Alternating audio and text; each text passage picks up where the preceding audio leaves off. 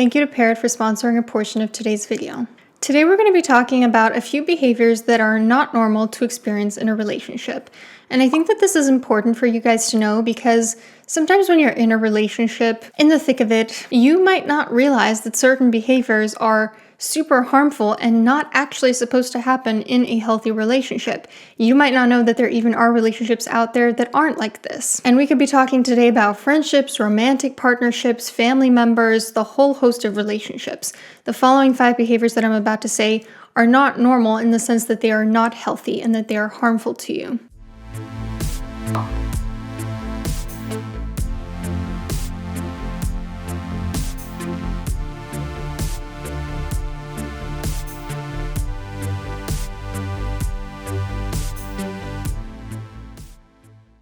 Number 1, the other person constantly puts you down. There's a difference between friendly, playful banter and taking jabs at people. Some people show affection through banter, and there are some cultures, like British culture, that actually encourage showing affection in that way, where the closer you are with someone, the more you can kind of take these tiny little jokes at their expense. But in other cases, these constant jabs are a person's way of showing that they basically resent you and that they do not feel very positively about you beneath the surface. The important thing is, how does it feel to you? Because that is what matters. And if you feel uncomfortable with somebody constantly making these jokes at your expense, and you've expressed that to the other person and it's not taken well, that's really your biggest sign right there that this relationship is probably not healthy. Because in healthy relationships, there is this ability to come to someone and say, hey, this particular behavior is hurtful to me, and they're amenable to changing because they don't want to hurt you. So do they apologize, and do they stop once you ask them to?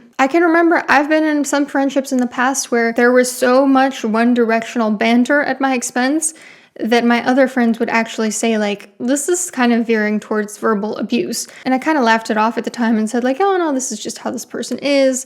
But in retrospect, there was a lot of resentment that that person had towards me. And no matter how many times I brought it up, the behavior never stopped. Number 2, they never put in effort. Basically, the relationship is one directional. These are those relationships where if you never reach out, the two of you just never end up talking. In friendships, you might feel like the backup friend for this person that only ever hits you up when they have nothing else going on. Or romantically, you just might get the sense that you are so much more into them than they are into you. Having these one-directional relationships can make you feel just so unimportant and put all of the onus on you to keep the relationship going.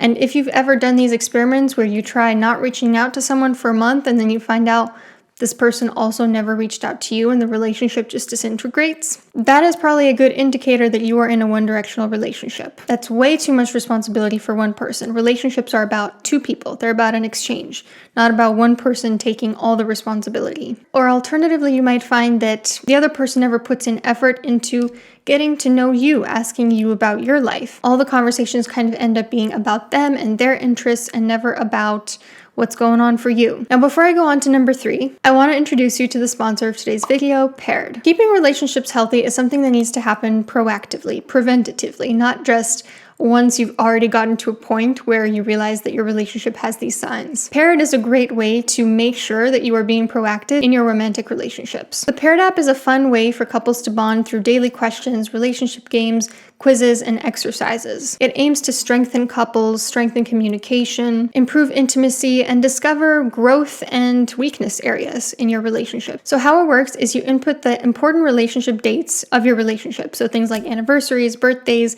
to create almost like a timeline of your relationship, which is really sweet. It shows you how long you've been together so that you can never forget. You can also input other information like whether you live together, whether you're married, whether you have kids, and it personalizes the recommended topics based on your answers. So you have, for instance, Q&As about the first time you met, having a relationship checkup, games to increase physical intimacy. And it's really fun when you open up your partner's answers and you see what they wrote about you that day. So you don't even have to be in the same room to connect with your partner. It can be like this little ritual of connection that you've created with your partner, something that you do every day to strengthen your bond. Click my link below to get a 7-day free trial and 25% off Paired Premium so that you can maintain and deepen your connection with your partner. Thank you so much to Paired. Behavior number 3 that is not normal in a relationship is the other person does not listen to you. Put simply, you cannot have true intimacy with someone that never listens. Because, for instance, they're not going to remember important details to you. You might say, oh my god, my ex texted me again yesterday. And they say, sorry, who are we talking about again? My ex who I was crying to you about for an hour last week. Oh, I'm sorry, I don't remember. What's going on with your ex? There's no way to really deepen the relationship with somebody that has no sort of continuity for what you've already really emphasized to them. And also you'll feel like what you're saying doesn't matter and it isn't important while you're pouring your heart out about really intimate things. The conversations will feel very surface level because true intimacy requires a back and forth. And over time, you'll just start to internalize this message that this person doesn't care what you have to say, and there's no way to really have any sort of relationship with somebody that's never listening to you. Number 4, when you do express your needs or your feelings, there's just no getting through to them. I've said before, and I still believe, that stubbornness is one of the worst qualities to have as a partner in any sort of relationship. And if somebody straight up does not listen to your needs and to your feelings, that is, in my opinion, the most damning sign that the relationship is beyond repair, because they simply do not have the capacity to improve the relationship in the ways that you need. So when you do come to them and say how you're feeling or what you're needing,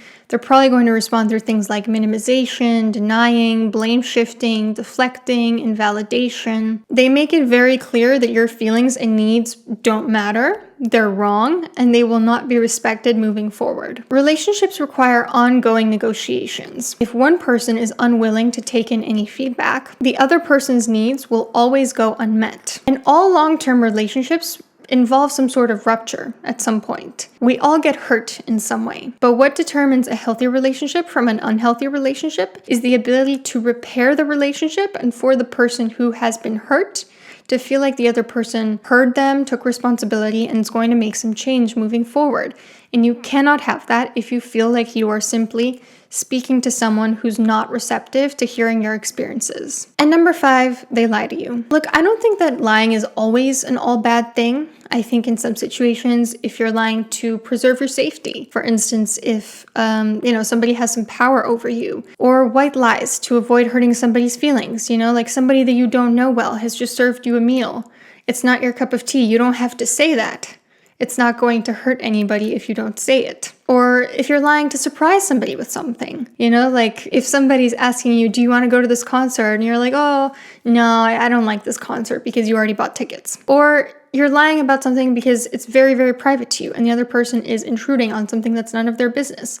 Like if they're asking you about your personal health at a job application and you don't want to share the specific health diagnoses that you have. There are some instances where lying is okay, but aside from those very specific situations, I think honesty is one of the most foundational tenets in any relationship, and this is something I talk about more in depth in the connection course. Without honesty, the other person cannot consent to what this relationship truly entails. You are taking away that choice for them. Like if they're lying about their plans because they just don't want you there. If they're lying to avoid the consequences of knowing that they're doing something to violate your boundaries, like lying about going out to dinner with an ex, or even little things like lying about whether they mowed the lawn this morning because they know you'll get mad if they admit the truth. Most of the times people lie because they're scared of how the other person is going to react because they know they disrespected that person's needs. And typically when we disrespect people's needs, they don't tend to react super well. So they don't want the fallout of just saying, yeah, I decided not to respect your needs today. This is no way to have a relationship and it will backfire. And once a person realizes they're being lied to, they can pretty much trust nothing else in the relationship. It's often an irreversible thing,